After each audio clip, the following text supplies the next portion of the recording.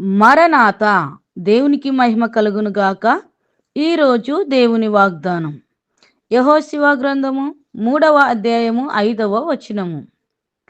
యెహోవా మీ మధ్య అద్భుత కార్యములను చేయును.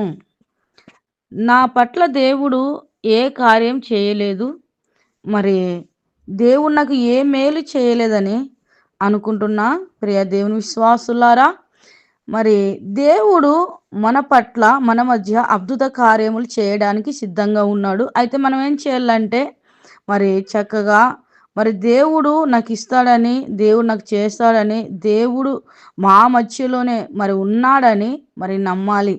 ఈ విధంగా ఉన్నట్లయితే మరి ఖచ్చితంగా నీ పట్ల దేవుడు అద్భుత కార్యములు చేసి నిన్ను దీవిస్తాడు.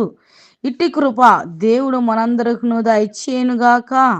కళ్ళు మూసుకుందాం, చిన్న ప్రార్థన చేసుకుందాం. దయగలిగిన తండ్రి, కృప కలిగిన యేసయ్య, నీకు వందనములు. దేవా, మరైనా మా అందరి మధ్యలో ప్రభా మీరుండి అద్భుత కార్యములు, ఆశ్చర్య కార్యములు మీరు జరిగించి మీరు మహిమ పొందండి. ఈ ఉదయ కాలమున నా తండ్రి వాగ్దానం వింటున్న ప్రియ ప్రతి బిడ్డను పేరు పేరున మీరు దీవించి ఆశీర్వదించండి.